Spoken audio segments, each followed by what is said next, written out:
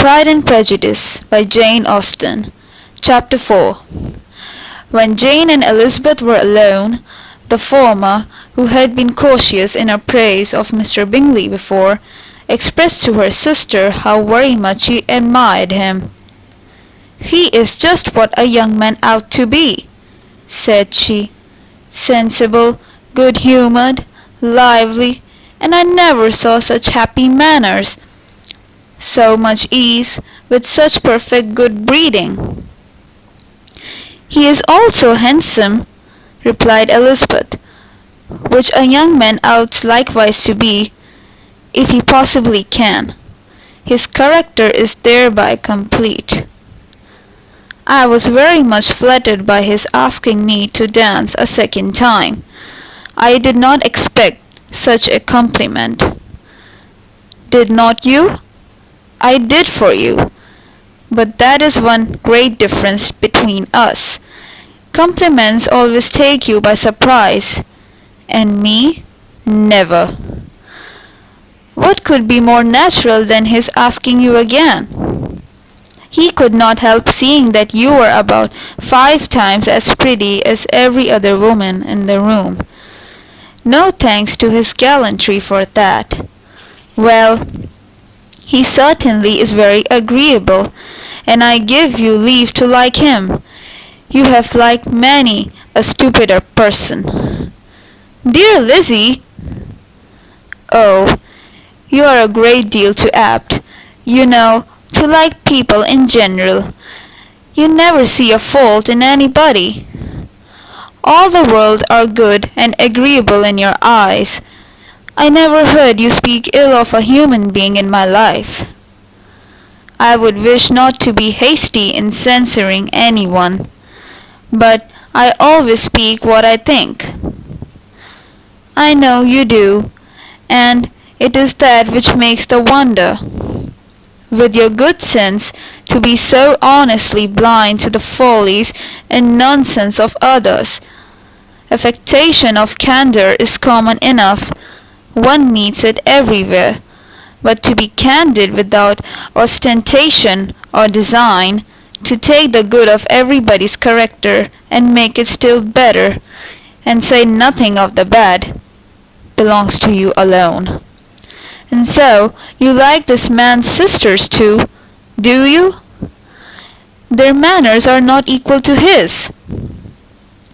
"Certainly not, at first, but they are very pleasing women when you converse with them. Miss Bingley is to live with her brother, and keep his house, and I am much mistaken if we shall not find a very charming neighbour in her." Elizabeth listened in silence, but was not convinced. Their behaviour at the assembly had not been calculated to please in general, and with more quickness of observation and less pliancy of temper than her sister, and with a judgment too unassailed by any attention to herself, she was very little disposed to approve them. They were in fact very fine ladies, not deficient in good humour when they were pleased, nor in the power of being agreeable when they chose it, but proud and conceited. They were rather handsome, had been educated in one of the first private seminaries in town, had a fortune of £20,000, were in the habit of spending more than they ought, and of associating with people of rank, and were therefore in every respect entitled to think well of themselves, and meanly of others.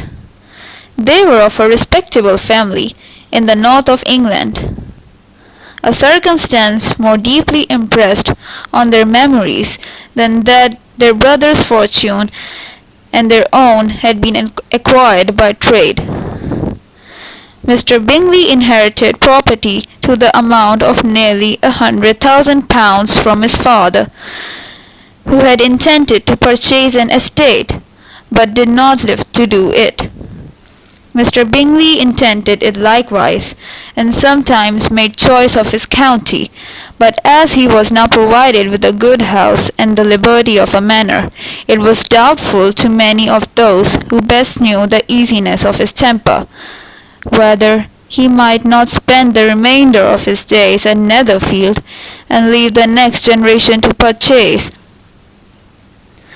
His sisters were very anxious for his having an estate of his own, but though he was now established only as a tenant, Miss Bingley was by no means unwilling to preside at his table, nor was Mrs. Hurst, who had married a man of more fashion than fortune, less disposed to consider his house as her home when it suited her.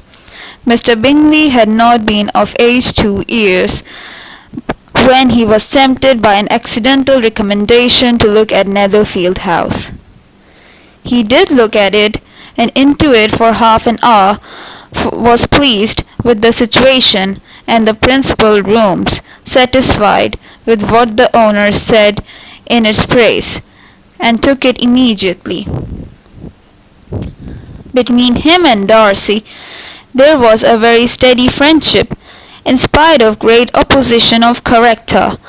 Bingley was endeared to Darcy by the easiness, openness, and ductility of his temper, though no disposition could offer a greater contrast to his own, and though with his own he never appeared dissatisfied.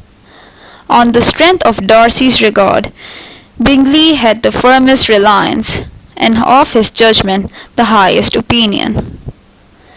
In understanding, Darcy was the superior.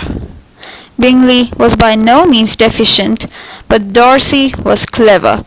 He was at the same time haughty, reserved, and fastidious, and his manners, though well bred, were not inviting. In that respect his friend had greatly the advantage. Bingley was sure of being liked wherever he appeared. Darcy was continually giving offence. The manner in which they spoke of the Meryton assembly was sufficiently characteristic. Bingley had never met with pleasanter people or prettier girls in his life. Everybody had been most kind and attentive to him. There had been no formality, no stiffness. He had soon felt acquainted with all the room, and as to Miss Bennet, he could not conceive an angel more beautiful. Darcy, on the contrary, had seen a collection of people in whom there was a little beauty and no fashion, for none of whom he had felt the smallest interest, and from none received either attention or pleasure. Miss Bennet acknowledged to be pretty, but she smiled too much. Mrs. Hurst and her sister allowed it to be so, but they still admired her and liked her, and pronounced her to be a sweet girl, and one whom they should not object to know more of. Miss Bennet was therefore established as a sweet girl, and their brother felt authorized by such commendation to think of her as he chose. End of chapter 4.